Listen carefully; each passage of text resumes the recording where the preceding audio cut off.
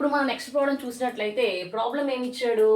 Consider triangle ACB అని చెప్పేసి చెప్తున్నాడు. అలాగే రైట్ హ్యాంగిల్ ఎట్ సి అని చెప్పేసి చెప్తున్నాడు. అంటే ఎక్కడ రైట్ యాంగిల్ తీసుకోవడం చెప్తున్నాడు? సి దగ్గర రైట్ యాంగిల్ తీసుకోవాలని చెప్పేసి చెప్తున్నాడు అనమాట. నెక్స్ట్ అలాగే which is AB is equal to 29 units అని చెప్పేసి చెప్తున్నారు. అంటే ఏబీ తాలూకా వాల్యూస్ ఎక్కడైతే మనం తీసుకుంటున్నామో ఈ యొక్క రైట్ యాంగిల్ ట్రయాంగిల్లో ఏబీ వాల్యూ అనేది 29 యూనిట్స్ అని చెప్పేసి చెప్తున్నారు. అండ్ అలాగే బీసీ ఈజ్ ఈక్వల్ టు అని చెప్పేసి అంటారు. బీసీ ఈజ్ ఈక్వల్ టు కూడా మనకి ఏమంటున్నారు అంటే 21 యూనిట్స్ అనమాట.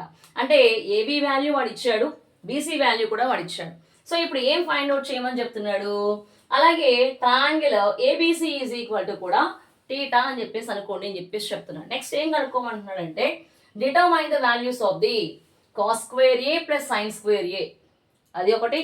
నెక్స్ట్ అలాగే cos square a minus sine square a అనేది కూడా ఫైండ్ అవుట్ చేయమని చెప్తున్నారు. సో ఇప్పుడు ఇక్కడ ఫస్ట్ వన్ తీసుకుంటున్నాం మనం. ఏంటి ఫస్ట్ వన్ చూసినట్లయితే ఫస్ట్ వన్ ఏమి ఇచ్చారండి?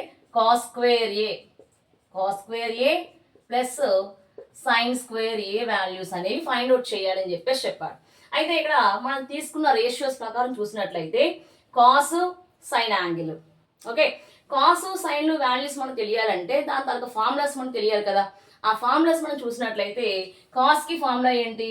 Cos a is equal to ఏంటి ఫార్ములా అని చూసినట్లయితే adjacent side by hypotenuse, adjacent side by hypotenuse. And అలాగే sine A is equal to ఏమొస్తుంది? Opposite side by hypotenuse.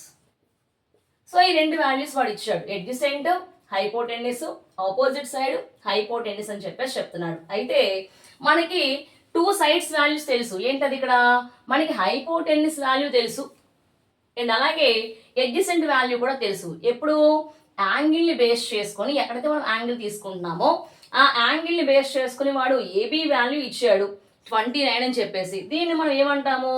ఎప్పుడు కూడా ఏదైతే మనం రైట్ యాంగిల్ ట్రయాంగిల్ తీసుకుంటున్నామో రైట్ యాంగిల్ ట్రయాంగిల్ కి ఆపోజిట్ లో ఉన్నది ఏంటి అంటే మనకి హైపోటెనస్,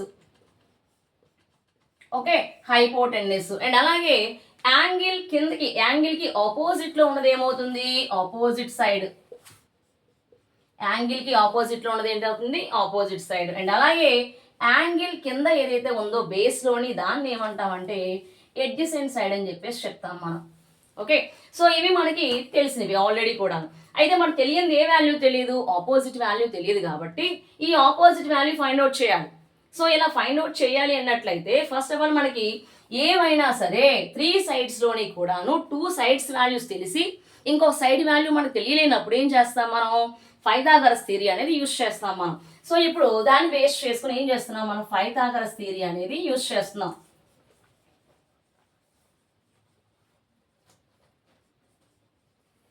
సో పైథాగరస్ థియరీ ప్రకారం ఏంటి ఫార్ములా అంటే hypotenuse square is equal to ఏం చెప్పుకున్నాం మనం బిఫోర్ క్లాస్ లోని? సైడ్ స్క్వేర్ అండ్ అలాగే సైడ్ స్క్వేర్, ఓకేనా? Hypotenuse square is equal to ఒక సైడ్ లో ఏముంది ఇంకొక సైడ్ లో ఏముంది దాని పైన స్క్వేర్స్ అనేవి అనమాట. సో ఇది మనం తీసుకుంటాం ఫార్ములా. ఇప్పుడు హైపోటెనస్ స్క్వేర్ లో ఏమున్నాయి పాయింట్స్ అనేవి? హైపోటెనస్ లో ఏబి ఉంది, okay, AB square is equal to ఒక సైడ్ లో ఏముంది? బీసీ ఉందన్నమాట. ఒక సైడ్ లో ఏముంది? బీసీ, పైన స్క్వేర్ ఉంది, స్క్వేర్ రాసేసాను. ఇంకొక సైడ్ లో ఏముంది? ఏసీ అనేది ఇంకొక సైడ్ లో ఉంది, ఏసీ స్క్వేర్.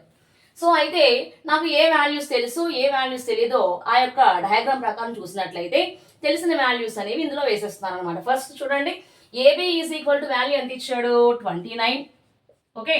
సో పైన స్క్వేర్ ఉంది, స్క్వేర్ వేసేసాను. నెక్స్ట్ అలాగే బీసీ అంటున్నాం కదా, బీసీ వాల్యూ కూడా ఏమి ఇచ్చాడు? 21 ఇచ్చాడు. 21 స్క్వేర్ వేసేసాను. నెక్స్ట్ అలాగే ఏసీ స్క్వేర్ అలాగే ఉంది, నాకు వాల్యూ తెలియదు కాబట్టి. సో ఇప్పుడు ఏం చేస్తున్నాను? ఇక్కడ పాజిటివ్ లో ఉన్నటువంటి 21 స్క్వేర్ అనేది ఇటు పక్క వస్తే ఏమవుతుంది? నెగిటివ్ అవుతుంది అనమాట. సో అప్పుడు 21 స్క్వేర్ మైనస్ అండ్ అలాగే 29 square minus 21 square is equal to AC square అలాగే ఉంటుంది. అయితే ఇంతకు ముందు చెప్పిన క్లాసెస్ లోని ఏదైతే కింద టర్మ్ అయితే ఉంటుందో దాన్ని ఏం చేస్తున్నాం మనం? ఇక్కడ పైన ఉన్నదాన్ని బేస్ చేసుకొని ఇక్కడ ఉన్నదాన్ని బట్టి 2 times వేస్తున్నాం మనం. ఏమొస్తుంది ఇక్కడ? 29 into 29 at the same time 21 into 21, okay.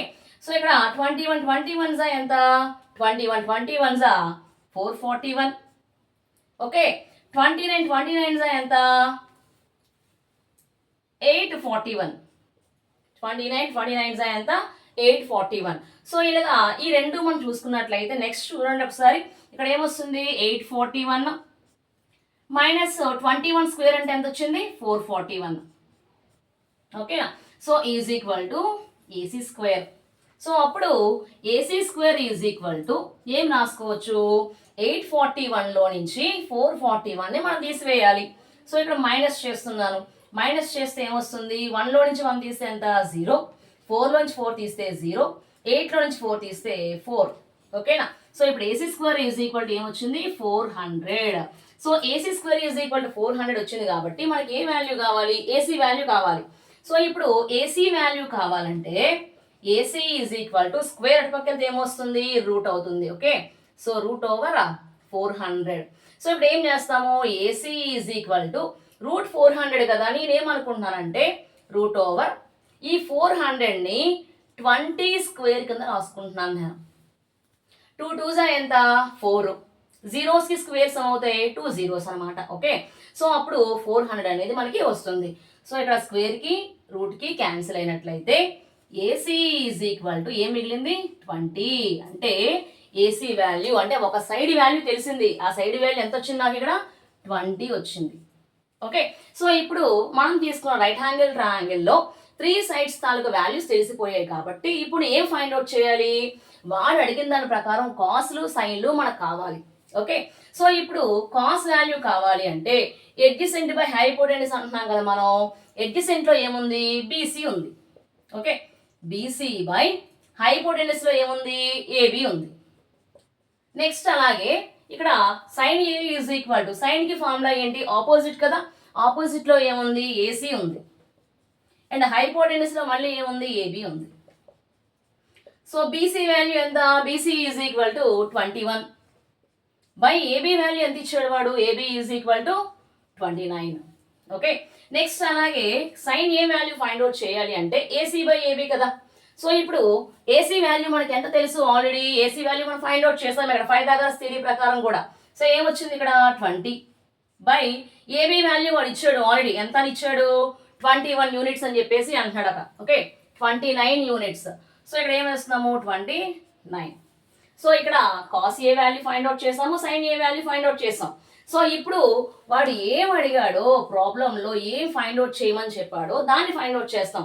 ఏం ఫైండ్ అవుట్ చేయమని చెప్పాడు cos square a plus sine square ఏ అని చెప్పేసి అంటున్నాడు ఇక్కడ. సో అది మనం ఫస్ట్ ఫైండ్ అవుట్ చేస్తున్నాం. ఏమంటున్నామంటే cos square a plus sine square A. Cos square A value ఏమొచ్చింది 21 బై 29 పైన స్క్వేర్ ఉంది కాబట్టి కాస్కి స్క్వేర్ అప్లై చేశాను. నెక్స్ట్ అలాగే సైన్కి ఏ వాల్యూ వచ్చింది 20 బై 29. ఓకే మళ్ళీ కూడా స్క్వేర్ ఉంది కాబట్టి స్క్వేర్ అనే దాన్ని అప్లై చేశాను.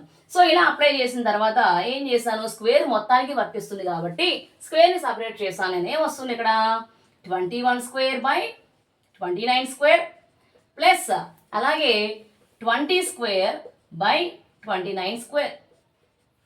ఎల్సిఎం చేసినట్లయితే మనకి ఏమొస్తుంది ఎల్సిఎం చేసినట్లయితే ఇక్కడ 29 స్క్వేర్ అనేది ఎల్సిఎం. ఓకే సో ఇక్కడ ఏముంది ఇక్కడ 21 స్క్వేర్ అని చెప్పేసి అన్నాం కదా. 21 స్క్వేర్ ఈజ్ ఈక్వల్ టు మనం ఏం చేసాము 441.